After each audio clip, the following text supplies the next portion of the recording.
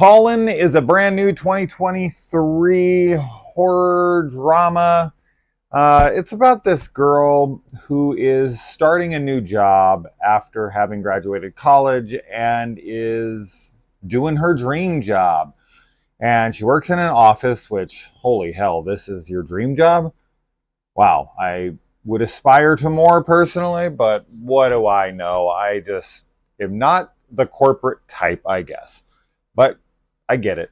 I mean, some people are into that kind of stuff. And yeah, I don't know. When I see these kinds of movies where this is what people want to do, and this is like where they want to spend literally like a third of their life, it just blows my mind. Anyways, that aside, so she's been working there for a very short amount of time, like really short amount of time, and she uh, starts dating a coworker who is a higher up. Bad move. And of course, he's an asshole, and all he wants is sex. And he forces himself on her, and this really screws her up, as you would expect. And she then spends the rest of the movie trying to figure out like if he likes her or not. And while this is going on, she's like creating some kind of connection with her plant that is showing her this image of some monster thing outside or something. This is not a good movie. Unfortunately, like none of this movie works for me.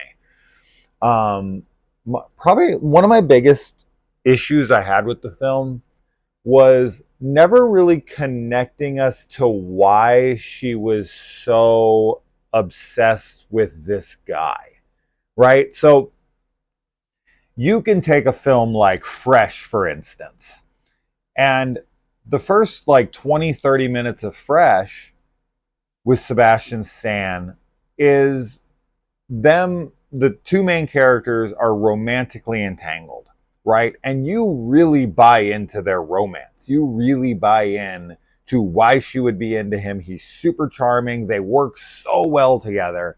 And then when he turns out to be an asshole, it is a rug pulled out from under you kind of moment.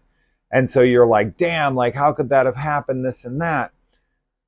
Unfortunately, with this film, the guy that we're introduced to is just awful from the get-go. We never get to see any of their like romance, if there is any.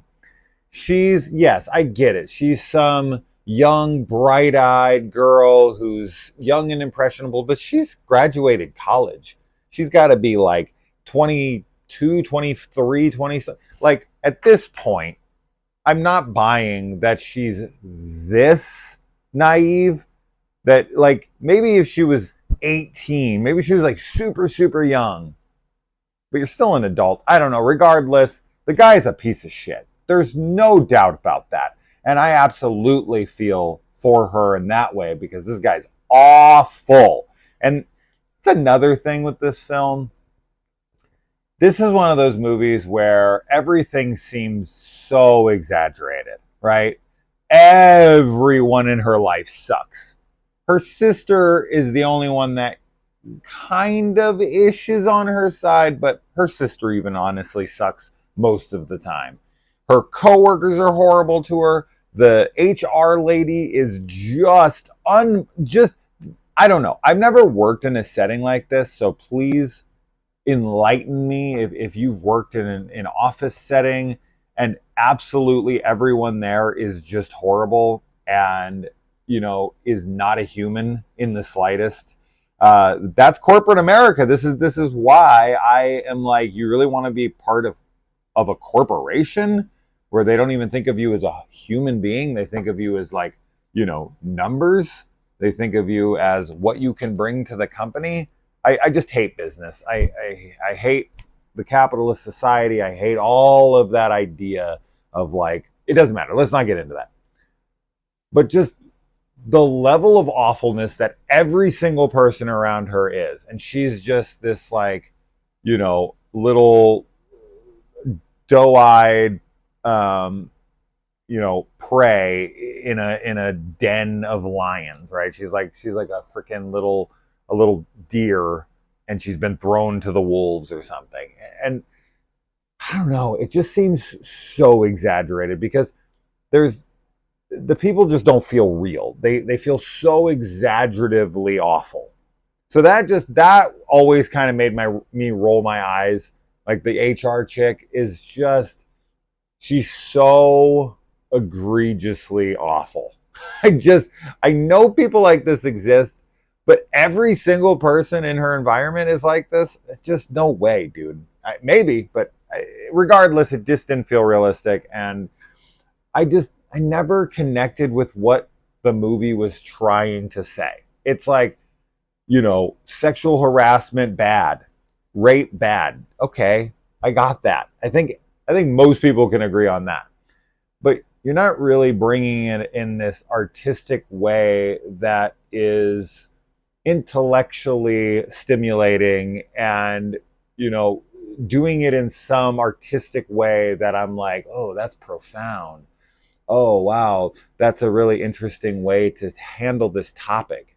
Like, I didn't understand any of the symbolisms of like the plant and this monster. There's an opening scene. It's like a cold open of some dead girl who's not connected to this story, and I guess that's like a casualty of another girl who was silly enough to trust someone and fall in love, because they mentioned something about like how she broke up with her boyfriend. I don't know. Honestly, it kind of makes women feel pathetic in this. Like they need a guy to like them, otherwise they're going to mentally collapse. And I don't know. I don't know what the movie was trying to convey. Honestly, I did not like our main character. She seemed so weak every second of the movie, and her performance is fine, I guess. I resonated with the film 0%. Now, I'm not a woman, obviously.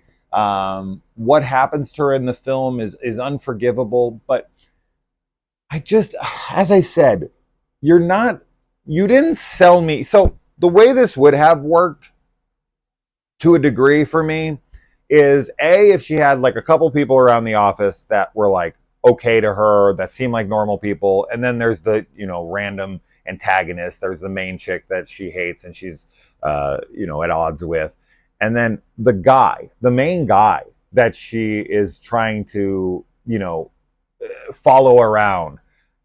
If you could have just made him somewhat likable and had them like actually have some kind of interaction that made me go, oh, this is why she's into him.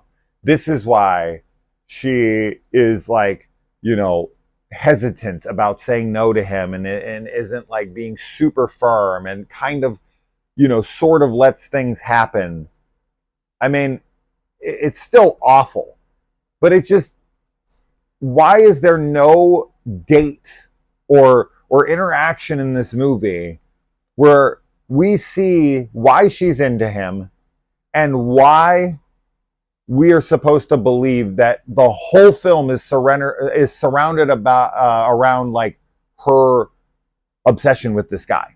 That is the biggest failure of the film by far. We never see one single likable moment with this guy in the entirety of the film. He is a douchebag from literally moment one.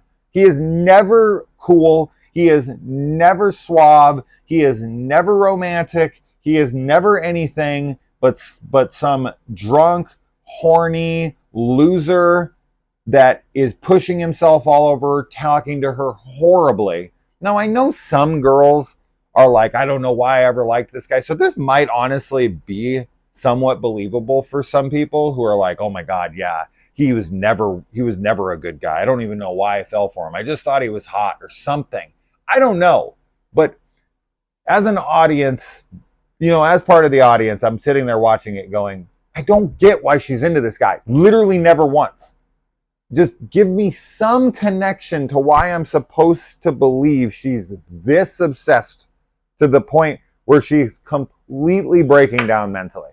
Now, if you want to make it, because like the rape part of it would hit much harder, way harder, if he was like trustworthy, right? If he was like telling her everything she wanted to hear and it felt like they really had a connection. And then, he kind of pushed himself on her and she let it happen because she was like, I don't know. Maybe I do like him. He did say he really liked me too. And she was like back and forth. And then in the morning, he's like a total dick to her and is like, don't talk to me at work and this and that.